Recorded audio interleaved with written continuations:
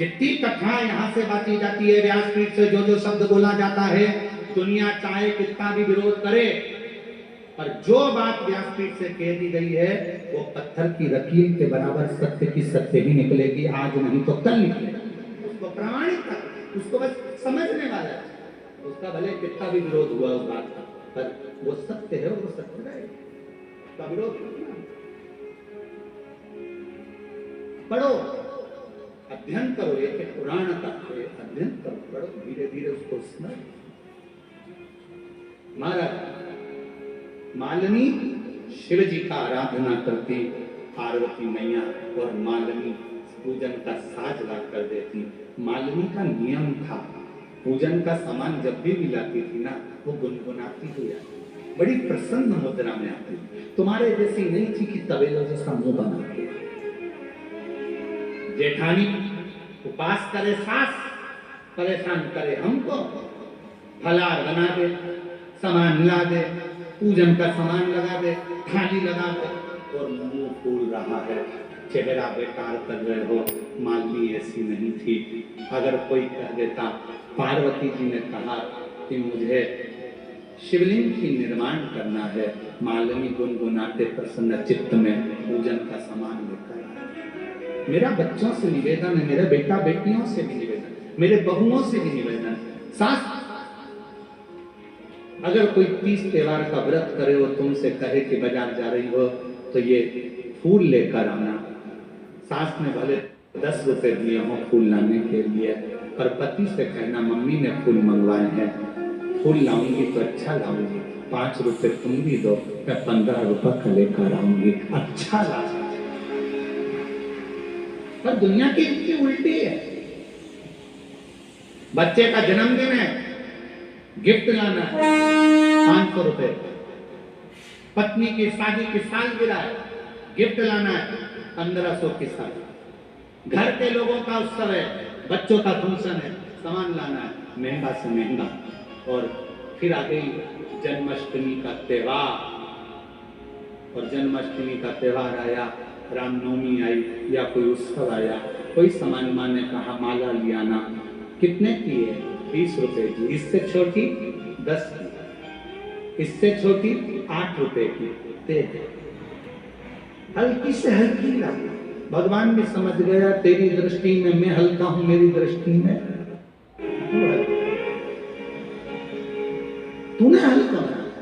जैसे कथा आई थी ना, सुनी थी कथा, गाय की रोटी छोटी तो शिव जी कर मुस्कुराकर हंसने लगे, ठाका लगाकर, ये रोटी तो छोटी है, गाय की रोटी छोटी, उसको हल्का ना सुना,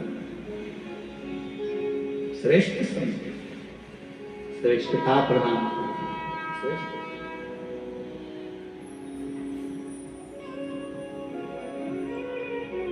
और मेरे भोले तेरा मेरे बाबा तुझे पुकारा है, मेरे बाबा तुझे पुकारा है, नैया का तो किनारा है, नैया का तो किनारा।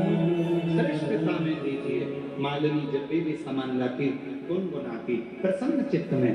तुम्हारे पूजन करते समय मंदिर में तुम पूजन कर रहे हो, पूजन करते समय मान लो तुम्हारी पड़ोसन तुम्हारी थाली में से कोई सामान चढ़ा दे, प्रसन्न हो जाओ, कोई बात नहीं, मैं चढ़ाती तूने चढ़ा दिया, कोई बात।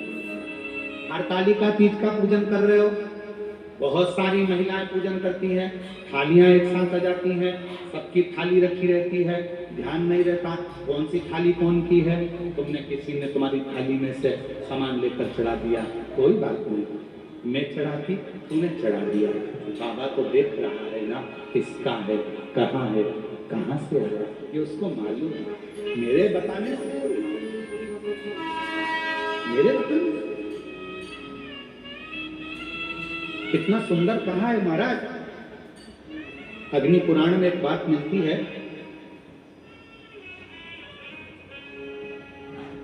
संध्या माने संध्या मां पूछ लिया छाया से, क्यों भगवान सूर्य नारायण कहाँ है, स्वामी कहाँ है? छाया ने कहा वो बैठे हैं और शिव नाम का जाप कर। केवल छाया ने संध्या मां को उंगली उठाकर मां यमुना जी की माता को केवल उंगली उठाकर बताया था छाया मां ने संध्या मां को कि वो देखो सूर्य नारायण भगवान शिव जी का जाप कर। और संध्या मां भगवान भास्कर देव जहां बैठे थे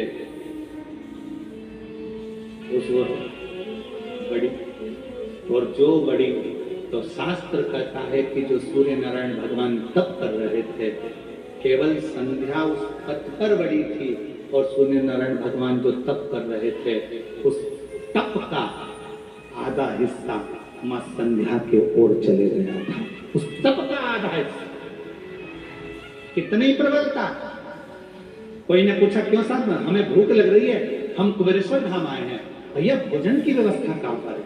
आपने कह दिया इधर से पीछे चल जा और साइड में भोजन की, हम पहले आए थे तो यहाँ भोजन मिलता था, अभी कथा चल रही है ना इसलिए पीछे भोजन की व्यवस्था है। भंडारा किसका? जिसने दान करा। बनाने वाला कोई, देने वाला कोई, खिलाने वाला कोई, केवल आपने उसको मार्ग बताया कि यहाँ से पीछे चले जा। अगर उसने जाकर पेट भर कर भोजन करा, उसके भोजन करने पर उसके पुण्य का आधा हिस्सा आपके खाते में चले जाता है, पुण्य का हिस्सा। क्यों भैया कुबेरेश्वर धाम कहाँ है? रेलवे स्टेशन पर आ गए, पूछा हमें बाबा धाम जाना है, कुबेरेश्वर धाम जाना है। तुमने प्रसन्न चित्त में कहा जाओ जाओ, बहुत अच्छे से जाओ, मैं रोक देता हूँ गाड़ी, मैं बुलाता हूँ गाड़ी, रुको रुको जरा, रुको जरा। गाड़ी आई, तुमने कहा बैठो, ये कुबेरेश्वर धाम ही ऑटो जा रहा है, बैठ जाओ इसमें, चले जाओ। आपने मार्ग बताया तो वहां तक उसके जाने का पुण्य तुम्हारे, उसके बताने का पुण्य तुम्हारे।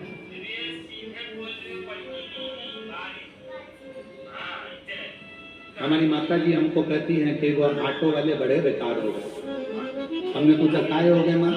तो कहने लगे बताओ ऑटो वालों को यात्रियों को ले जाना चाहिए कुबेरेश्वर धाम, वो आ जाते घर पे। हमने कहा माँ ऑटो वाले भी भाग्यशाली हैं, उनको मालूम है कि वो बताते बताते जाते हैं कि ये गुरुजी का घर है और यहाँ गुरुजी रहते हैं और वहाँ कुबेरेश्वर बाबा रहते हैं। बताते बताते वो उनको उसका पुण्य मिल जाता है थोड़ा थोड़ा थोड़ा। क्यों चिंता करना, क्यों डिप्रेशन लेना, क्यों टेंशन?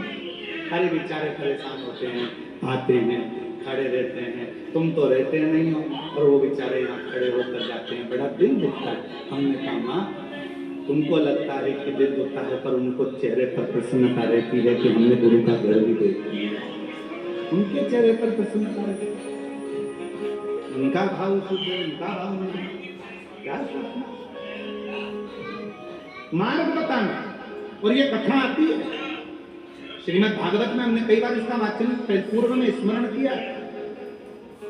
एक गांव का व्यक्ति शहर में पहुंच गया, लड़के का पता था, छोटा सा एड्रेस था, एड्रेस लेकर गया, भैया बताओ तो जरा ये मेरा बेटा कहाँ है?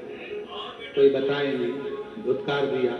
किसी एक व्यक्ति ने इशारा कर कर बताया कि उधर रहता, कोई इशारा बताया, गांव का व्यक्ति उधर गया तो शिव पुराण की कथा चल रही थी, वहीं बैठ गया, कथा सुनी, जाने लगा।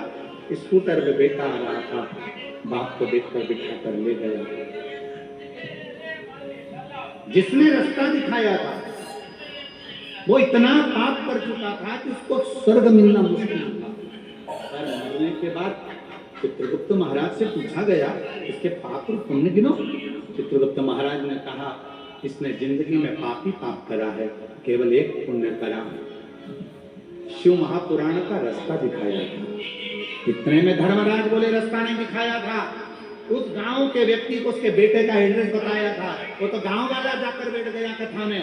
कुछ भी हो, पर कथा में तो गया था ना, उसका पुण्य का हिस्सा इसके खाते में डाला जाए और इसको स्वर्ग का रास्ता दिखा दिया जाए। इसने कथा का रास्ता दिखाया, इसे स्वर्ग का रास्ता दिखा। पुण्य का भाग हमारे खाते में। मालिनी माता पार्वती जी की सहेली प्रसन्न होती थी, आनंदित होती थी और प्रसन्न मुद्रा में सेवा का कार्य लेकर आती। गुरु की आज्ञा हो, मंदिर की सेवा हो, भगवान का काम हो, घर के अंदर प्रसन्नता होना चाहिए। मालूम पड़े घर में एक तो अच्छा काम कर रहा है, पति का मुंह फूला। कौन ने कहा था तुमको पशुपति व्रत करने का? देवरानी का मुंह फूले, जेठानी का मुंह फूले, परिवार का मुंह फूले, सास का मुंह फूले, ससुरा का मुंह फूले। ना ना, इस शिव पुराण की कथा कर रही है तो फिर एक काम करो, तुम व्रत भी करो तो अपने बल पर करना कि मैं पूजन की थाली भी लगा लूंगी, प्रसाद भी बना लूंगी, किसी को कष्ट नहीं दूंगी, किसी का मुंह ना फूले मेरी पूजन से, उसको तकलीफ ना हो मेरे कारण, किसी को कष्ट ना हो, किसी को। श्रेष्ठ कर्म करा जाए।